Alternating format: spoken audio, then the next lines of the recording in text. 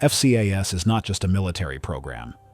For many in France, it represents the very core of European sovereignty in the 21st century. The ambition to design, build, and operate a European-made sixth-generation fighter and combat cloud ecosystem without permanent reliance on American technology or industrial dominance. It is the successor to Rafale in both symbolic and strategic terms. When the French state speaks of maintaining an independent nuclear deterrent and an autonomous defense posture, FCAS is embedded at the center of that vision.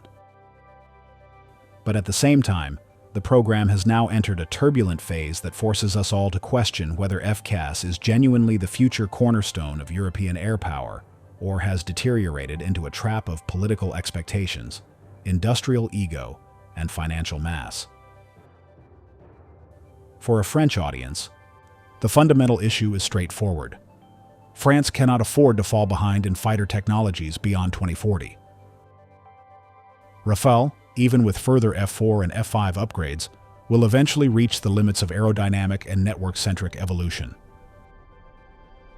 The strategic logic behind FCAS is that the next-generation fighter cannot simply be a faster or stealthier aircraft. It must be integrated into a complete architecture including manned-unmanned teaming, swarm drones, sensor fusion at real-time speed, and a powerful combat cloud with distributed decision-making enabled by artificial intelligence. If France were to remain alone in designing such a system, it would shoulder enormous technical and budgetary burdens.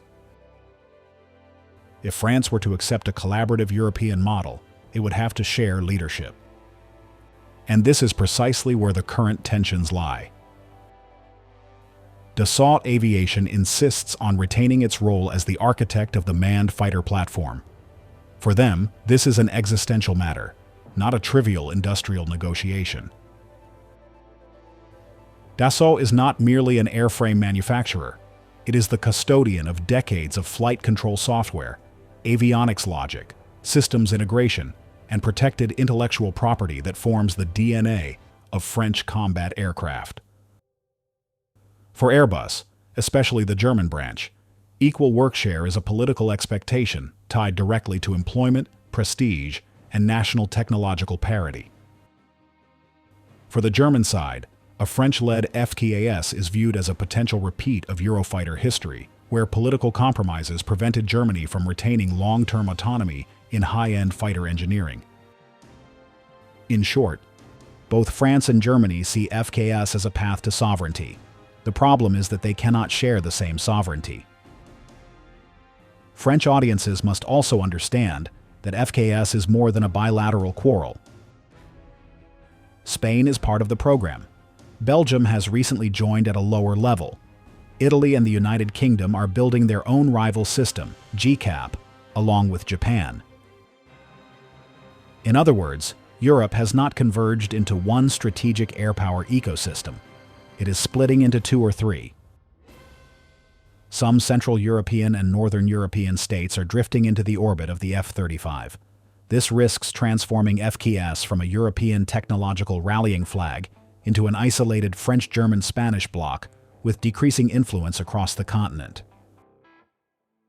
At the same time, there is a strong argument that despite all its current trouble, FCAS remains a necessary strategic bet.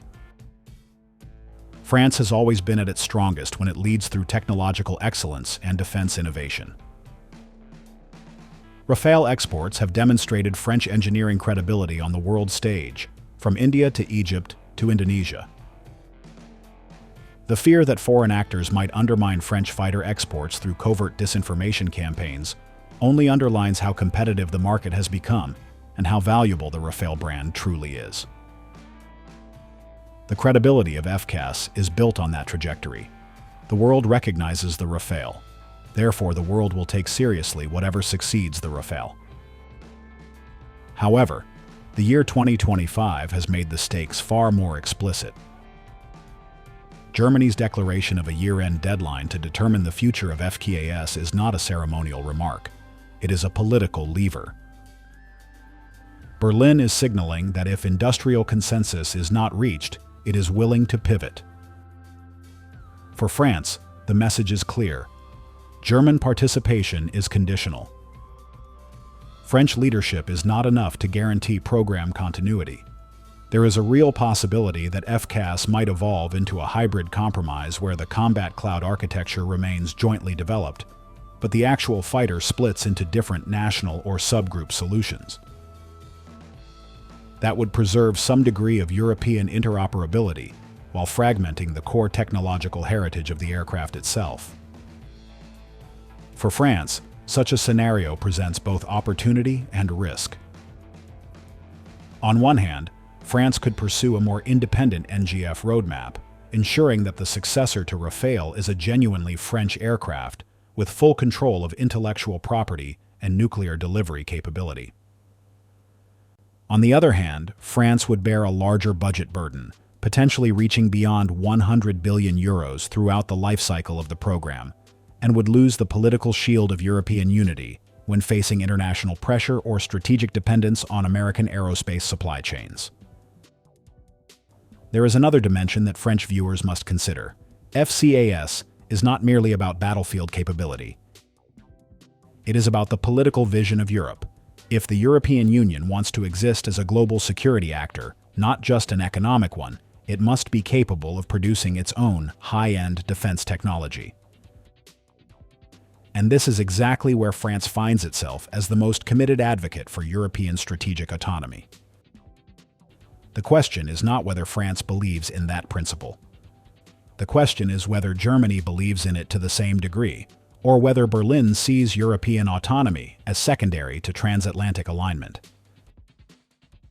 If Berlin leans toward reliance on American aerospace, then FCAS becomes increasingly difficult to justify as a joint endeavor. French citizens watching this debate must weigh their priorities. Do they want France to compromise more in order to maintain a multinational FCAS consortium? Or do they prefer that France prioritizes sovereign control, even if it risks losing German participation? It is a genuine strategic dilemma: unity versus independence, shared cost versus shared control. There is also a cultural factor. French defense culture is historically comfortable with acting independently. German defense culture is not. French engineers are accustomed to designing breakthrough systems with long-term risk. German political structures are built to avoid uncertainty and demand equal partnership. The clash of these philosophies is not accidental. It is structural. Ultimately, FCAS should be viewed neither as a guaranteed miracle nor as a looming disaster. It is a strategic bet that France must manage with realism, but also conviction. It is entirely possible that the final shape of FCAS will differ significantly from the original vision. It may become a looser federation of systems. It may align selectively with GCAP standards. It may preserve a common combat cloud while diverging in fighter design. But one truth will remain unchanged. France cannot and will not allow itself to become dependent on foreign control of its air power foundations. Whether within FCAS, beyond FCAS, or after FCAS, France will ensure that its future combat aviation reflects its own strategic will. The real question for France, going forward, is whether shaping the future of European air power is best achieved through compromise or through leadership. The answer may not be found today or tomorrow, but the debate itself proves that the future of air dominance is as much about political identity as it is about aerodynamic performance or energy signature. And in that space, France still has both the ambition and the obligation to lead.